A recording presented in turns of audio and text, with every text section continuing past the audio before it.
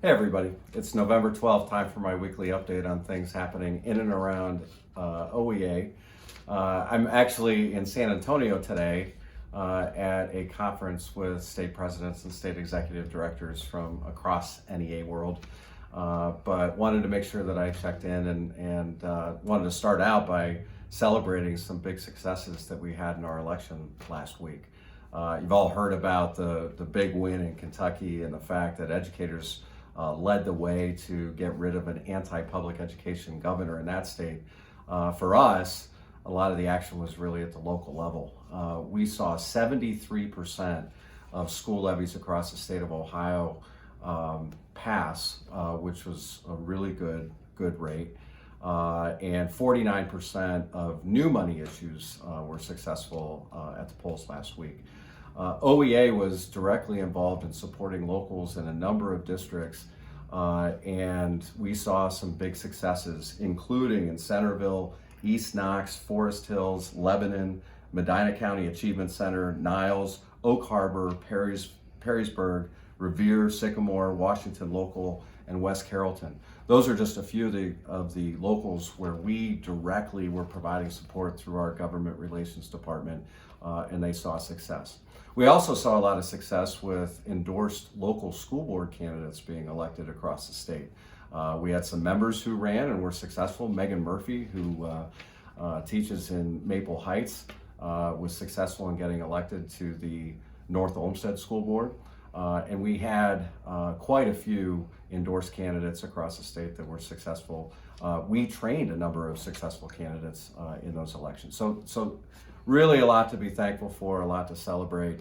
One note, and that is that levies become more and more challenging because we're seeing more and more money go out the door to deductions for charter schools and vouchers.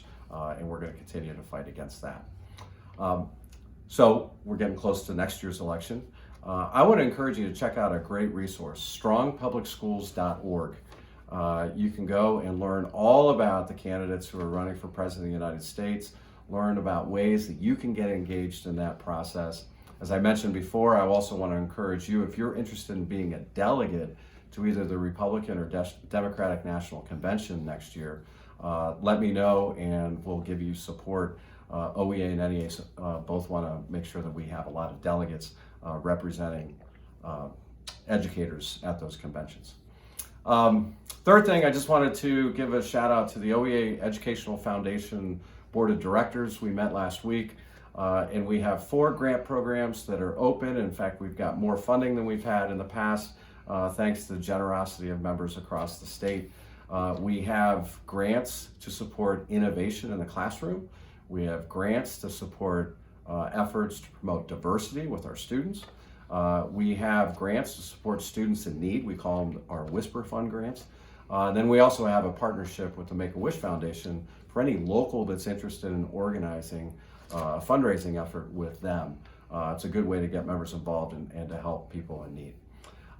Finally, we are in the middle of our district representative assemblies. Had a chance to spend time last week at Western, East Central, Northeast, and Central. Jeff and Mark are standing in for me at North Central and Southeast this week.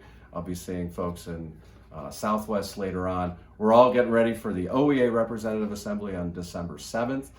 Lily Eskelsen Garcia is going to be coming in. We've got that panel of legislators from both parties, and you're going to see OEA's plan for better school report cards debated and voted on at the Representative Assembly. That's all I have for this week. Make it a great one. Thanks.